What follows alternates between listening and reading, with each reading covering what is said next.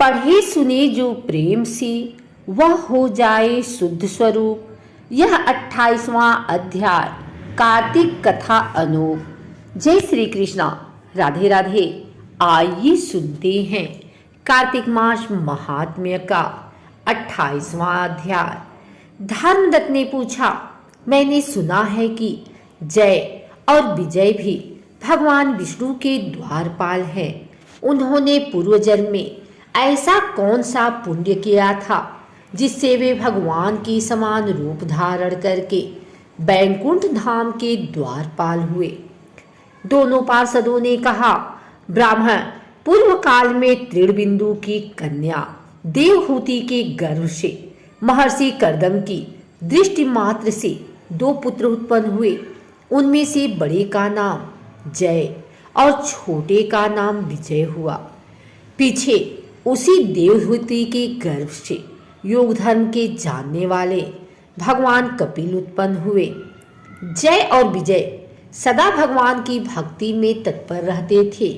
वे नित्य अष्टाक्षर मंत्र का जप और वैष्णव व्रतों का पालन करते थे। एक समय राजा मरुत ने उन दोनों को अपने यज्ञ में बुलाया।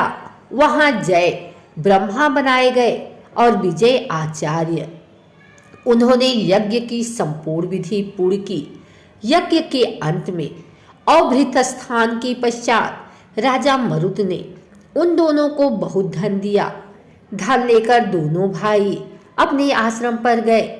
वहां उस धन का विभाग करते समय दोनों में परस्पर लाग डांट पैदा हो गई। जय ने कहा, इस धन को बराबर बराबर बांट लिया जाए। विजय का कहना था, नहीं, जिसको जो मिला है वह उसी के पास रहे। तब जय ने क्रोध में आकर लोभी विजय को श्राप दिया, तुम ग्रहण करके देते नहीं हो, इसलिए ग्राह अर्थात मगरमच्छ हो जाओ। जय के श्राप को सुनकर विजय ने भी श्राप दिया, तुमने मद से भ्रांत होकर श्राप दिया है, इसलिए तुम मातंग अर्थात हाथी की योनि में जाओ। तत्पश्चात उन्होंने भगवान से श्राप निवृत्ति के लिए प्रार्थना की। श्री भगवान ने कहा, तुम मेरे भक्त हो, तुम्हारा वचन कभी असत्य नहीं होगा। तुम दोनों अपने ही दिए हुए इन श्रापों को भोग कर फिर से मेरे धाम को प्राप्त होगे। ऐसा कहकर भगवान विष्णु अंतर ध्यान हो गए। तदंतर वे दोनों गंड नदी के तट पर ग्राह और गज हो गए। उस योनि में भी उन्हें पूर्व जन्म का स्मरण बना रहा और वे भगवान विष्णु के व्रत में तत्पर रहे। किसी समय वह गजराज कार्तिक मास में स्नान के लिए गंड नदी गया तो उस समय ग्राह ने श्राप के हेतु को स्मरण करते हुए उस गज को पकड़ लिया। ग्राह से पकड़े जाने पर गजराज ने भगवान रमानाथ का स्मरण किया। तभी भगवान विष्णु शंख चक्र और गदा धारण किए वहां प्रकट हो गए। उन्होंने चक्र चलाकर ग्राह और गजराज का उद्धार किया और उन्हें अपने ही जैसा रूप देकर बैकुंठ धाम को ले गए। तब से वह स्थान हरि क्षेत्र के नाम से प्रसिद्ध है।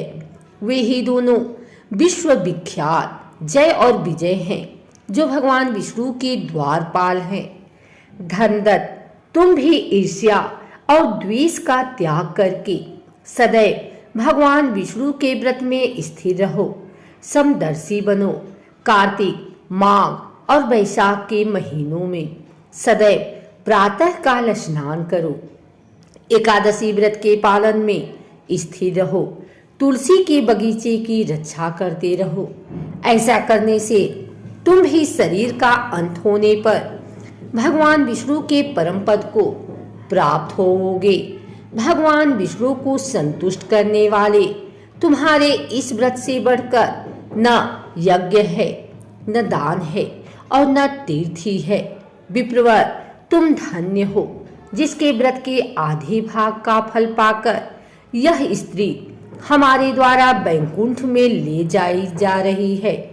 नारद जी बोले, हे राजन, धर्मदत्त को इस प्रकार उपदेश देकर वे दोनों विमानचारी पार्षद उस कलह के साथ बैकुंठ धाम को चले गए।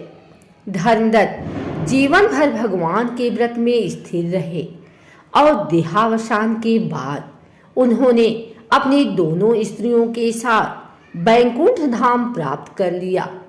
इस प्राचीन इतिहास को जो सुनता है और सुनाता है वह जगत गुरु भगवान की कृपा से उनका सानिध्य प्राप्त कराने वाली उत्तम गति को प्राप्त करता है।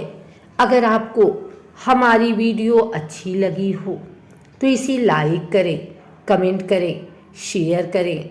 हमारे चैनल को सब्सक्राइब करके बेल नोटिफिकेशन ऑल पर सेट कर लें ताकि आगे आने वाली वीडियो सबसे पहले आप तक पहुंच सके। धन्यवाद।